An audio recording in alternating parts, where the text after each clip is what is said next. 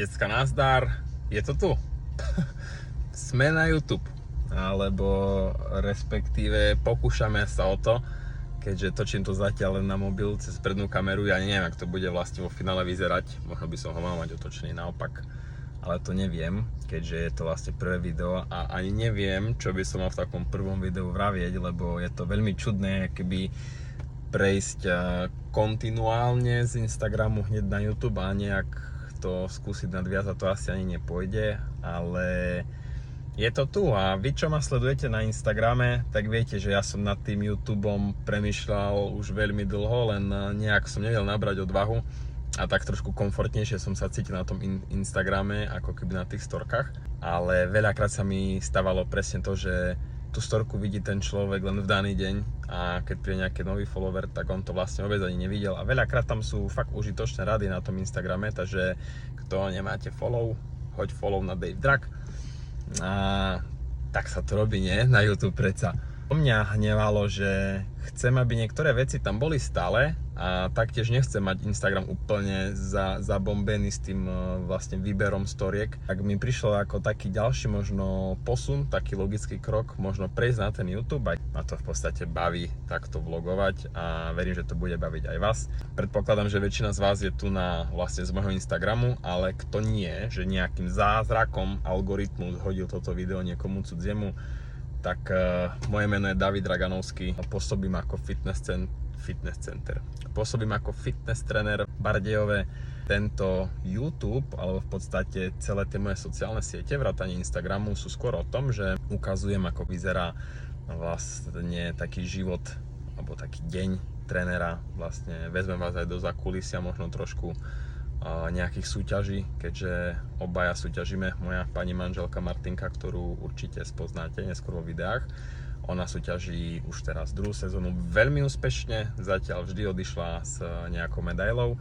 Ja som vlastne po dlhoročnej pauze našiel opäť cestu a chuť k tomu súťažiť, takže aj to bol taký možno dobrý štart, kedy začal ten YouTube práve teraz. Maťka je vlastne 3 dní pred súťažou, ja som nejakých 10 dní, takže myslím si, že toto by mohol byť celkom zaujímavý content, ako vyzerá už taký záver možno tej prípravy. Ja uvidím, možno to skončí pri tomto prvom videu a možno práve to, čo sleduješ teraz, je štart nejakej novej éry našej rodiny Draganovskej, pre ktorú vlastne je to fitness nie len životný štýl, ale v podstate celý život, keďže nás aj to fitko tak trošku dalo dokopy a drží nás spolu.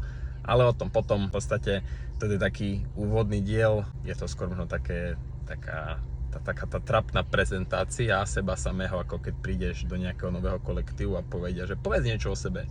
Tak sa cítim teraz a je mi to veľmi čudné, že sa cítim nekomfortne, keďže ja na tých storkách veľmi rád akože rozprávam. Vy, čo ma poznáte, už dlhšie sledujete, tak viete, že som dosť špecifická osobnosť a nie som veľmi nejak strojený, skôr som taký, že ak mi príde, tak poviem.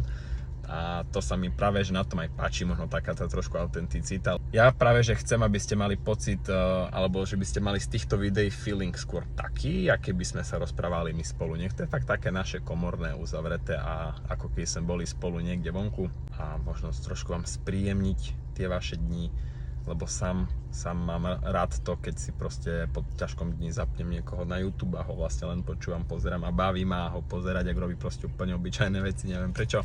Zároveň niečo vás možno nové naučiť, ukázať vám možno nejaké tipy, triky, keďže v tej strave fitku sa tiež hýbeme už celkom dlho, ale primárne to nebude edukačný kanál, na to je na YouTube miliarda videí, ja si nemyslím, že tým by som práve vynikol. Ja vám chcem skôr ukázať to, že ako žijeme my, keď to dáva zmysel. No dobre, asi stačilo by po výdaní, idem rýchlo navariť, moja pani manželka ešte cvičí a tak idem po ňu, takže vidíme sa na ceste po moju pani manželku. Domáce vajíčka od babky, lebo vajíčka sú život. Som zabudol natočiť, že som bol po Maťku, takže Maťku už máme v aute, moju pani manželku, ktorá už to rozpíja, lebo musíš furt, lebo čo skoro nás čakajú Piešťany, ale to bude na to samostatné video. Vidíme sa neskôr. Už sme na ceste do fitka. Ty vole, mňa už riadne zosušilo. Čajík, keďže je také hektické obdobie. A Maťke už tej energie veľa neostáva, takže bojujeme. Máme odpracované.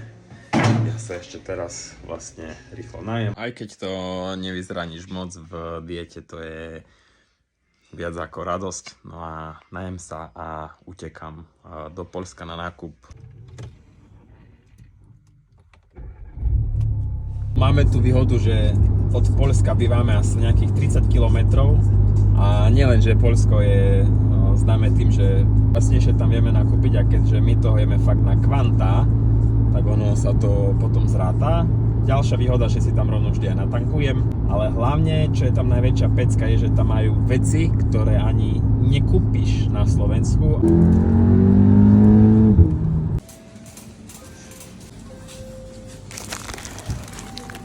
Budete mať niekedy možnosť ísť do Poľska, konkrétne myslím v Biedronke. Toto je life changer, to sú proste rýžové chlebíky ochutené s barbecue paprikou. Chutí to jak proste čipsy, je to akože závislosť.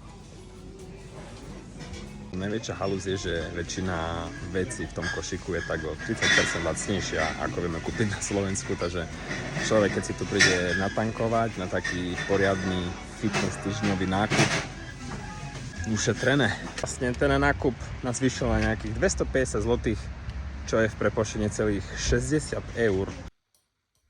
My sme už doma. Dávame si väčšiu, ja tu mám vlastne kotič s tuňakom, to si dávam k tým rýžovým chlebíkom, jak takú natierku. K tomu kvantum zeleniny a Maťka tam mala. Čo si mala, Maťka? Bielka. Vaječné bielka. To by bolo na dnes všetko. Myslím si, že na taký ten úvodný diel to bolo až a nám sa teraz vlastne začína to zaujímavejšie obdobie, takže vidíme sa čoskoro a najskôr sa vidíme vlastne na Maťkinej súťaži.